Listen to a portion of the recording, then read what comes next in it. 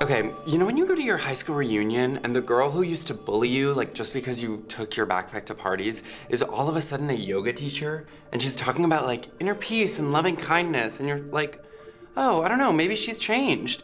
But then you trip and you spill your watery vodka soda all over yourself, and you hear her in the corner kind of snort and talk to her mean friends. And you're like, okay, so you're just the same dark-hearted girl you've always been.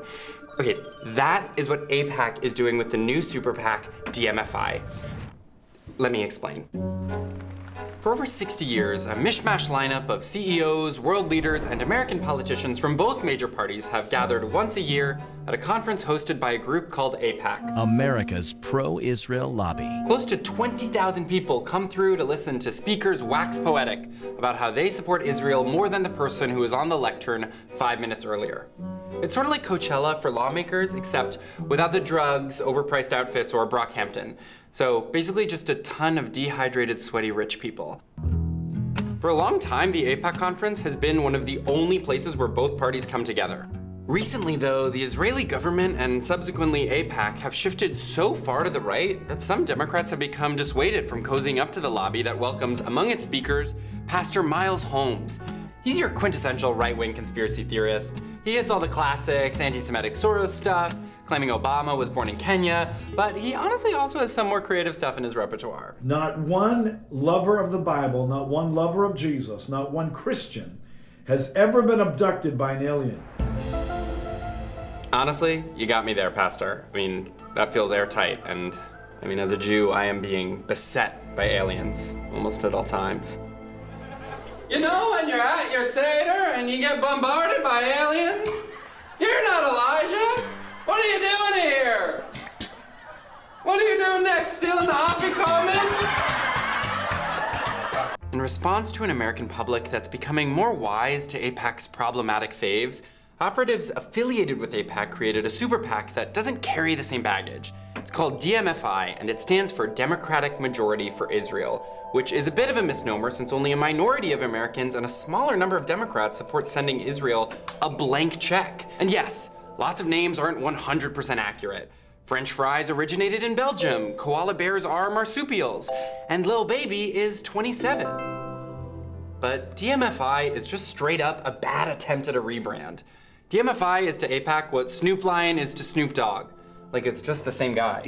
Just like AIPAC, DMFI's goal is to stop any criticism of the Israeli government's actions, even as the Israeli government continues to build illegal settlements, bulldoze kindergartens, and bomb hospitals.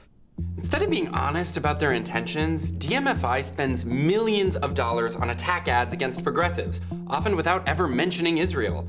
And while they claim to oppose anti-Semitism, the first candidate they launched an attack ad against was a Jew. And yes, not all Jews unconditionally support Israel, but the Jewish candidate they went after just so happens to look like he was one of the original Israelites to wander the desert. In their very first ad, they didn't bring up Israel once. The most important thing is we have to beat Trump. We've seen the damage that Trump and the Republican Congress have done. I doubt if Bernie Sanders can beat Trump. My favorite thing about that clip is the inspiring music it's set to. Like what she's saying is such a bummer, but the music is telling us we should cheer. It'd be sort of like if I were like, my neck hurts. The irony, of course, is that this ad's message is we need to beat Trump. But even though DMFI calls itself a Democratic group, many of its donors routinely bankroll Republican campaigns. When Nina Turner ran for Congress in Ohio's 11th district, the attack ad DMFI aired portrayed her as someone who isn't really a Democrat. So what's Nina Turner really up to? Nina Turner is running as a Democrat, but really is not a Democrat. That's funny, because DMFI raised $5.5 million from Republican mega donors. Apparently, being a Democrat means occasionally being a Republican. In 2020, at the height of the Black Lives Matter movement, DMFI used its time and money to attack Jamal Bowman, a black middle school principal running for Congress. Bowman angered DMFI by saying the US should place any conditions at all on how aid to Israel is used. That suggestion was seen as an existential threat to Israeli aid by DMFI and its backers. While Republicans threw temper tantrums about sending American families money during a global pandemic, Congress still managed to send Israel $3.3 billion. And look, as somebody who's never had $3.3 billion, I can't speak directly to what having that kind of money looks like, but I kind of feel like it's a lot. Just like a quick back of napkin calculation, it would cover my groceries for 634,615 years. And if you're a critic of Jamal Bowman, it's the same as the salary of 34,883.7 middle school principals. It would even cover 3 whole semesters at NYU. If there were ever a chance to use one of those giant novelty checks, it should be presented by founder of DMFI, Mark Mellman, to DMFI founder Mark Mellman. He paid himself $1 million from DMFI in 2019 and 2020.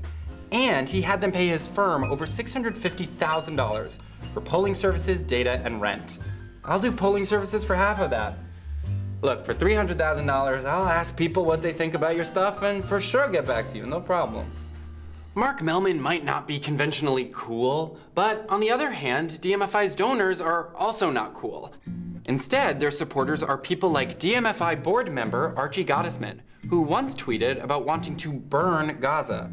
Another big DMFI player is Stacy Schusterman. She's the chairwoman of Samson Energy, an oil and gas corporation. Girl boss alert! She donated $1.6 million to DMFI, and she and her family are extensively involved in fracking and deepwater drilling. But don't worry, she calls herself a Democrat. People like Stacy Schusterman posture as liberal, but she's not out here actually trying to hold herself accountable. The Mighty Kiwis mascot is holding a spoon, but he's not actually gonna eat himself. Or is he? When you look at who DMFI has spent money attacking, it makes you wonder, what do Nina Turner, Jamal Bowman, and Bernie Sanders all have in common? I've hooked up with all of them. No, sorry, I'm kidding. They all just want to work to make the Democratic Party work for the American people. And they also just so happen to want to hold Israel, the biggest recipient of US aid, accountable for how they spend billions of American tax dollars. Seems fair to me, but because of that, they're apparently not real Democrats. Just because these progressive politicians don't think we should send Israel a blank check when Americans still don't have basic things like healthcare during a global pandemic. To which I say, if that's your vision of what a Democrat is, babe, you're a Republican. So the next time you see an ad on TV that says this, DMFI PAC is responsible for the content of this advertising. remember what it's really saying? This ad may or may not be brought to you by DMFI PAC, which is not to be confused with AIPAC, even though their donors gave DMFI millions in 2020. Democratic Majority for Israel is definitely not a front for a far-right group funded and supported by some of the world's worst polluters and Wall Street oligarchs. DMFI PAC should definitely not be confused with billionaire Reid Hoffman's new super PAC, Mainstream Democrats PAC, which shares office space and even pays DMFI. Mainstream Democrats PAC is also spending to defeat progressives, but is totally not basically the same organization as DMFI. DMFI PAC is also not to be confused with Mark Mellman's other organization, Citizens for a Free Iran, which contracted racist anti-Muslim extremist Frank Gaffney to defeat Obama and Biden's signature foreign policy achievement, the Iran nuclear deal. Symptoms of watching a DMFI ad may include dizziness, dry mouth, the inability to see humanity in Palestinians, stomach pain, vomiting, an insatiable desire to defeat candidates who want to make the world a better place, headaches, vertigo, a sense of impending doom, indigestion, loss of appetite, the inescapable realization that a specter is haunted, the understanding that all the power of the old ruling class have entered into a whole new alliance of Trump and Putin, McConnell and McCarthy, Biden, Biden, Johnson, DHS,